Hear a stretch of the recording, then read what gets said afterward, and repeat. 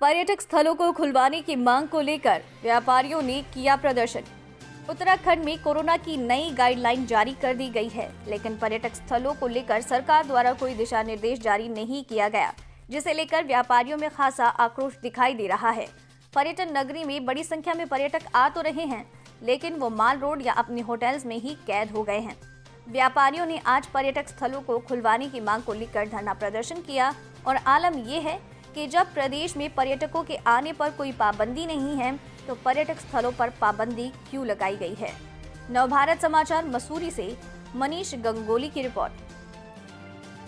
डोभाल जी क्या कहना चाहेंगे, कहीं ना कहीं सरकार जो है व्यापारियों के साथ में सौतेला व्यवहार कर रही है, क्या कहना चाहेंगे इसके बारे में? जी देखिए, सरकार द्वारा जो दमनकारी नीतियां छोटे व्यापारियों के लिए, फड़ वालों के लिए, रिक्शा वालों के लिए, टैक्सी वालों के लिए अपनाई जा रही है,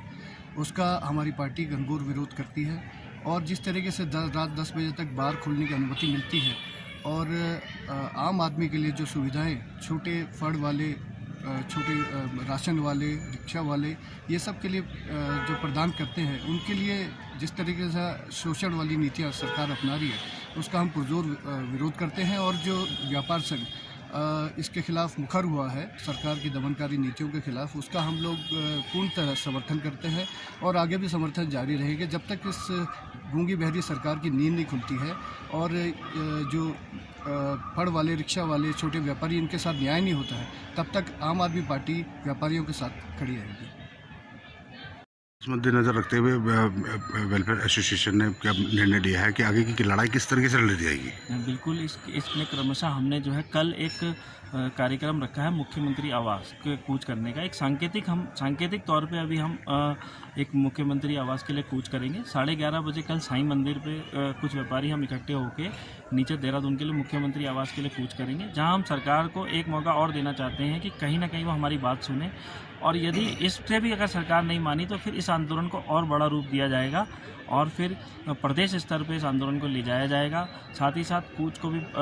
अभी जो है ये सांकेतिक स्तर पे किया जा रहा है, फिर इसको एक बड़ा विशाल रूप देके धरना प्रदर्शन भी किया जाएगा। इसीलिए हम फिर भी पुनः आपके माध्यम से सरकार, मुख्यमंत्री एवं सरकार के प्रवक्ता मंत्री जिन्होंने एक आदेश पारित किया, उन सबसे विनम्र निवेदन करते हैं कि कहीं ना कहीं वो व्यापारी की भी सुने, क्योंकि एक व्यापारी ही है जिसकी बिल्कुल कहीं पे सुनवाई नहीं हो रही है। संपूर्ण होटल खुल गए हैं, संपूर्ण बड़े लोगों की सुनवाई हो रही है। गरीब आदमी कहीं ना कहीं, मतलब छोटे वर्ग का व्यापारी, चाहे वो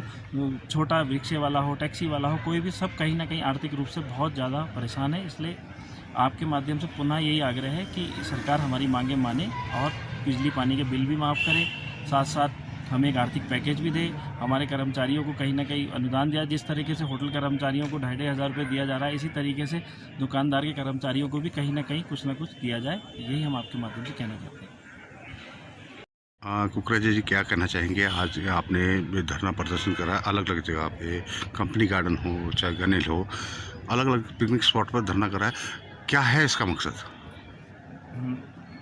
आज जो है Mussoorie traders and welfare association के द्वारा, समस्त व्यापारी के द्वारा गनेल एवं कंपनी गार्डन में जो धरना दिया गया, उसका मुख्य उद्देश्य ये था कि जिस तरीके से सरकार ने RT-PCR टेस्ट खोल के सभी पर्यटकों को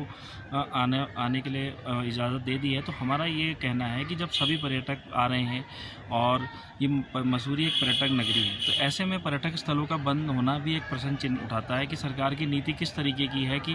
पर्यटन नगरी में पर्यटक स्थल बंद है।